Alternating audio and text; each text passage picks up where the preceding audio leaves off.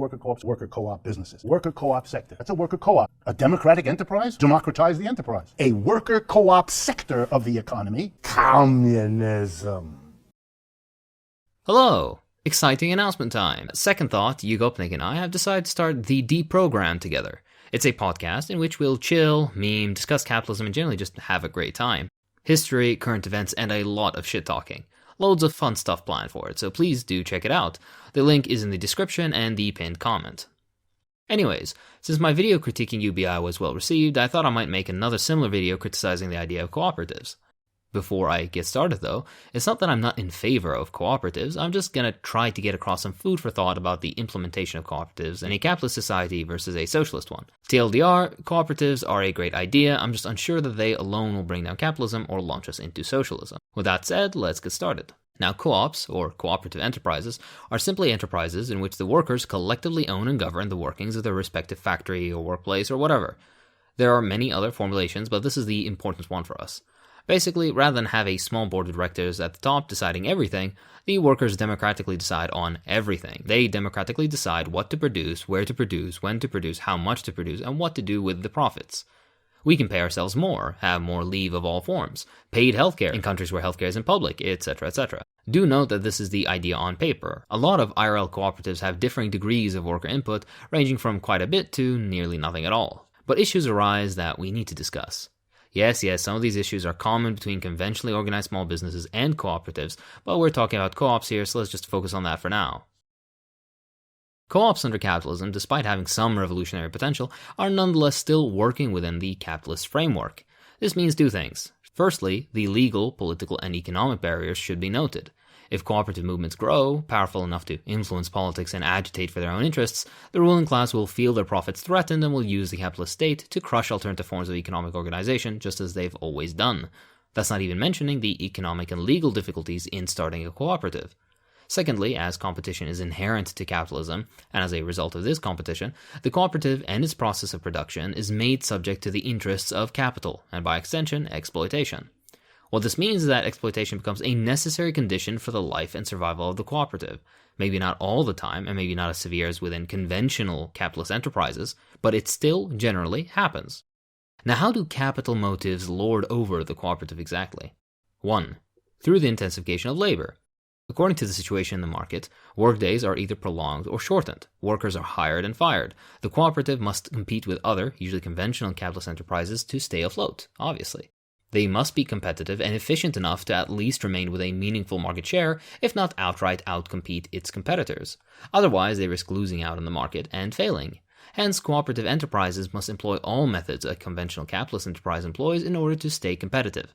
And as a result of this, workers are forced into confused interests. As a worker, you want more off time, you want a higher wage, you want paid leave. But all this digs into the profits of the enterprise. Profits that must go into the circuit of capital to grow the business and continue being competitive in the market.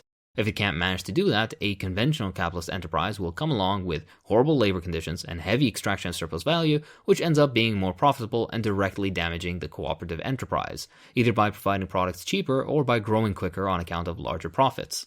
As a result, workers must take the role of the capitalists themselves and either turn the cooperative into a conventional capitalist enterprise, or, if the interests of the workers continue to predominate, the enterprise can risk failing. The former is something many IRL cooperatives end up resorting to, either by having a tiered system of workers employed by the co-op versus owner workers with a stake in the co-op, Mondragon is an example of this, or by basically resorting to more conventional organizational templates. Some cooperatives elect to lower wages, reduce benefits, etc. in order to keep the business afloat, which is a third option that should be mentioned. There is an argument that conventional capitalist enterprises waste money by funneling it into bloated salaries and bonuses for managers and board members, and this is an expense that cooperatives do not usually have, but I personally haven't seen any research that delves too deeply into this particular point. Still, I'd like to present both sides. There is a counter-argument to the basic premise, though. That premise being that conventional capitalist enterprises would beat out any cooperative, all things being equal. But conventional enterprises are not necessarily better at surviving in a capitalist market than cooperatives. Cooperatives can be considered to be more flexible, with some, like Bajo and Roland, showing cooperatives to have a lower failure rate than conventional enterprises. This can be explained by the fact that there is an incentive amongst cooperative workers that isn't present in workers working within a conventional enterprise. Those workers have no incentive to work harder than necessary to keep their positions, because they would never see the benefit of their hard work or increased productivity. Cooperative workers, on the other hand, whether they work for a wage or a cut of the profits, do, however, benefit from their increased efficiency and productivity due to their co-ownership and stake within the enterprise. Now, being aware of these issues, is there any way around this? Well, luckily for us, Luxembourg & Co. have written about this. One road to success for the cooperative working within a capitalist framework is to maintain for itself a constant stream of consumers. In doing so, it removes itself from the laws of the market, those being the laws of competition, and can remain afloat. This makes problems of its own, however. For example, how can such cooperatives be established where conventional capitalist enterprises already reign supreme? For example, opening up a cooperative grocery store next to a Walmart would be incredibly stupid because Walmart is A, already well established in the region, and B, provides goods usually at a cheaper price. Not a recipe for a successful co-op. Even if a cooperative manages to establish itself somewhere remote with no competition, it would have to limit itself to its region and not grow outside of it, as it would come into the same problems with the Walmart example. It would also need to form some sort of consumer cooperative that solely consumes from these producing cooperatives. This is one of the only ways they would be able to ensure a steady stream of guaranteed consumers for themselves. And, of course, nothing is stopping any conventional capitalist enterprise from coming in and competing with, or maybe even out-competing, the co-op, as such conventional capitalist enterprises employ the exploitation of their workers to the fullest, and hence manage to provide goods at a cheaper price, as previously mentioned. These hypothetical cooperatives would also have to limit themselves to, most likely, the immediate needs of the local population, such as food production. Cooperative enterprises limited to agriculture and not expanding into metalwork and mining and heavy industry, etc., isn't a very promising road for radical change.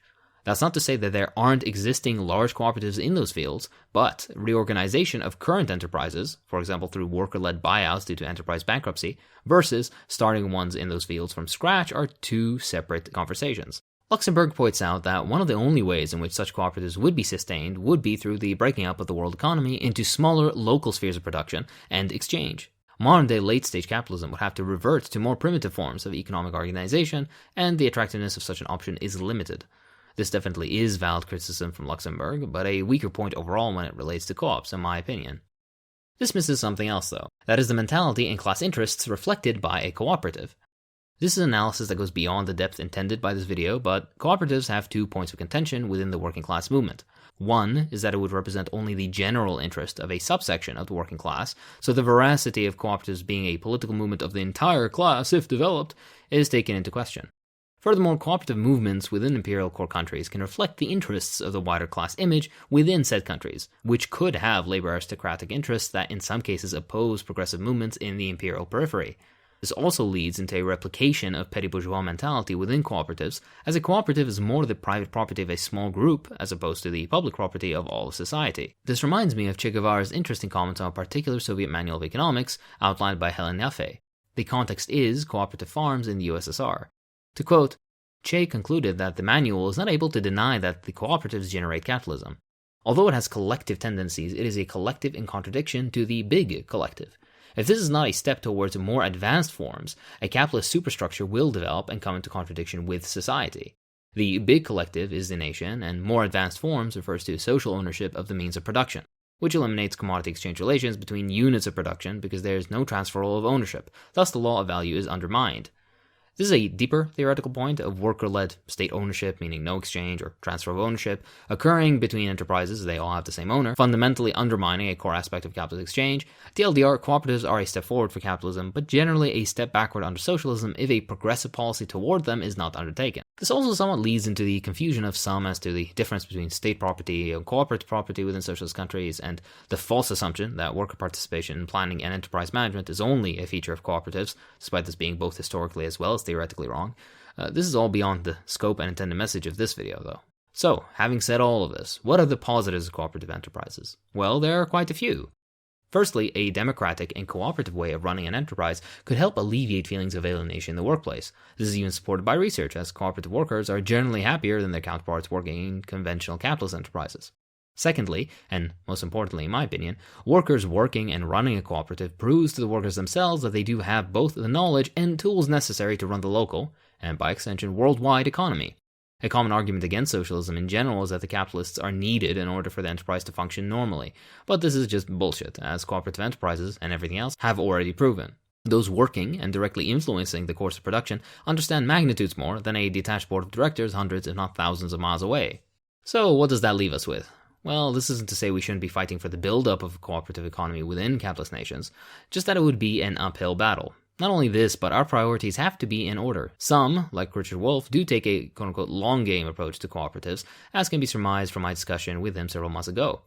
The general gist of that idea would be to build up cooperatives, which at a sufficient level of growth will allow us to develop increased political capital and a drive to push for cooperative, meaning worker interests, which leads to slowly joining the political system through policies and even parties directly calling for further cooperative buildup. Eventually, the material conditions and the consequences of such actions would heighten the class struggle to a possible point of revolution or other meaningful form of change.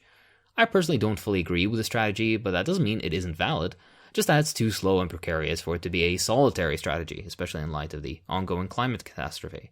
Maybe as part of a much wider labor movement, but otherwise feels like an eggs-in-one-basket sort of situation, mixed with the usual fallacies of reformism. All in all, cooperatives won't bring about socialism on their own, and they can only be maintained, certainly, through the overarching aim of dismantling capitalism and establishing the dictatorship of the proletariat. In simpler terms, cooperatives can only be viable when coupled with a political strategy focused on not only creating an economic alternative to capitalism, but also aiming for the complete dismantling of it and the concrete construction of socialism. This is my opinion and the conclusion of this video. And that's all for this time. Don't forget to take a look at the podcast, you won't regret it. The links, like I mentioned, in the description and the pinned